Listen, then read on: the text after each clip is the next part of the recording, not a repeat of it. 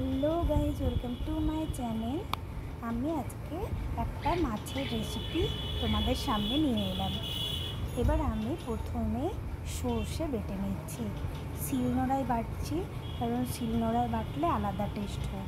তোমরা কখনো মিক্সিতেও বেটে নেই, তোমরা যেটাতে ইচ্ছে সেটা ইউজ করবে। কেউ পাউডার গুঁড়োও ইউজ করতে পারো, যেটা বাজারে কিনতে পাওয়া যায় সর্ষে পাউডার গুঁড়ো, সেটাও ইউজ করতে পারো। কিন্তু শিলনোড়ার বাটার যে কোনো রান্নার টেস্ট কিন্তু একদমই আলাদা।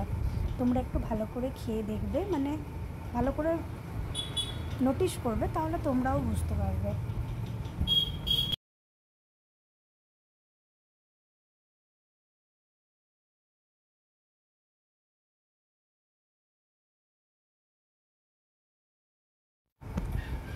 এবার এটা দেখো বাটা হয়ে এসেছে। সর্ষে বাটতে বেশিক্ষণ টাইম লাগে না। এইবার বাটা হয়ে গেছে, আমি সর্ষেটাকে একটা বাটির মধ্যে তুলে রাখছি। আমি সর্ষে আর শুকনো লঙ্কা বেটেছি একটা, কারণ আমরা একটু ঝাল ঝাল খেতে না খুব পছন্দ করি। ওই জন্য তোমরা যারা ঝাল খাও না তাদের শুকনো লঙ্কা দেওয়ার কোনো দরকার নেই, এটাকে স্কিপ করতে পারো। ঠিক আছে, এবার মাছগুলোতে দাঁড়াও, এ দেখো মাছগুলোতে আমি হলুদ আর নুন পরিমাণ মতো মাখিয়ে রেখেছি, আর 4টে কাঁচা লঙ্কা সঙ্গে রেখেছি। এরপরে তোমরা দেখতে থাকো আমার সঙ্গে, আমি রান্না করতে থাকি, তোমরা আমার সঙ্গে দেখতে থাকো।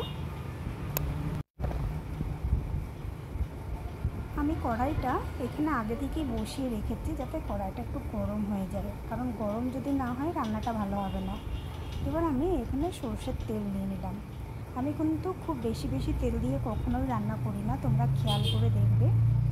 আমার তেলের পরিমাণটা খুব অল্পই থাকে, কারণ বেশি তেল খাওয়া স্বাস্থ্যের পক্ষে একদম ভালো না। তো এবার তেলটা গরম হয়ে গেলে আমরা এখানে ফোড়ন দেব।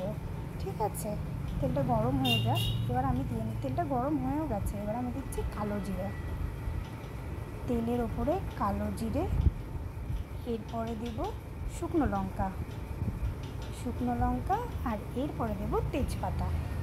কালো জিরে, শুকনো লঙ্কা আর তেজপাতা দিয়ে নিলাম। এবার হালকা নাড়াচাড়া করে তেলটা একটু কড়াইয়ের মধ্যে ঘুরিয়ে নেবে। আমার তেলটা না ভীষণ গরম হয়ে গেছে, বুঝলে, তো এই জন্য আমি কড়াইটা একটু আচ্ছা, মাছের মধ্যে সর্ষেটা মাখিয়ে নেই, কারণ মাছে সর্ষে মাখাতে ভুলে গেছিলাম। অনেক সময় আগে থেকে মাখিয়ে রাখি, তো এখন আমি সর্ষেটা মাখিয়ে নিলাম মাছের মধ্যে।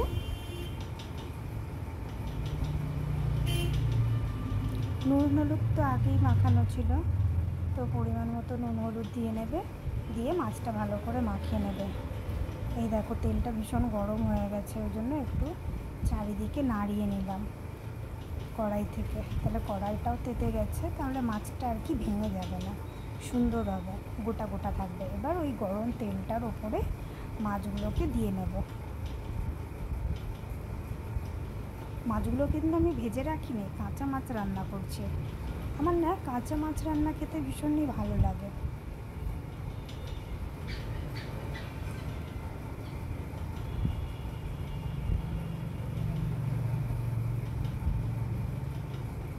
মাছগুলোকে একটু নাড়াচাড়া করে নেবে, খুব বেশি দরকার নেই, তাহলে ভেঙে যাবে।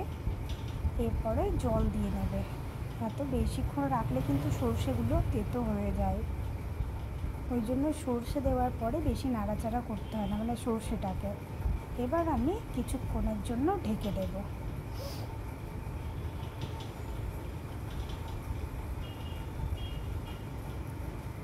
একটু ওগুলোকে সাইড করে দিলাম, কারণ কড়াইয়ে লেগে থাকলে না মাছটা ভেঙে যাবে, ভেঙে যাওয়ার চান্সটা বেশি।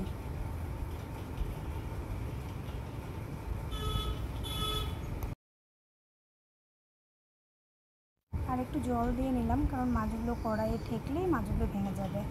এরপরে আমি ঢেকে দিচ্ছি কিছু। এবার দেখো আমি এখানে জল দেওয়ার পরে একটু ঢেকে দিয়েছিলাম, তারপরে কাঁচা লঙ্কাগুলো দিয়ে নিলাম, কারণ কাঁচা লঙ্কাগুলো যদি আগে দেওয়া হয় তাহলে ভীষণ সেদ্ধ হয়ে যায় আর কাঁচা লঙ্কাগুলো গলে যায়, ওই জন্য আমি তেলের উপরে কাঁচা লঙ্কাটা আজকে দিইনি। এবার দেখো মাছ রান্নাটা হয়ে এসেছে, এবার আমি নামিয়ে নেব, কিন্তু নামানোর আগে আমি এক রসুন সর্ষের তেল ঘুরিয়ে নামাবো। এতে খাবারটা খুব সুন্দর একটা সেন্ট হয় আর খেতেও বেশ ভালো লাগে। তো সর্ষে দিয়াতে নামানোর আগে অবশ্যই তোমরা কাঁচা তেল দিয়ে নেবে, তাহলে খেতে খুব ভালো লাগে। তোমরা সবাই ট্রাই করো, আর কেমন লাগলো সেটা অবশ্যই জানাবে। সবাইকে ভিডিওটা পুরো দেখার জন্য অসংখ্য ধন্যবাদ। আর যদি আমার রান্নাগুলো ভালো লেগে থাকে তাহলে সবাই আমার সঙ্গে থেকো, চ্যানেলটি সাবস্ক্রাইব করো এবং রান্নাগুলো দেখতে থেকো। সকলকে ধন্যবাদ। আমার পুরো রান্নাটা হয়ে গেছে।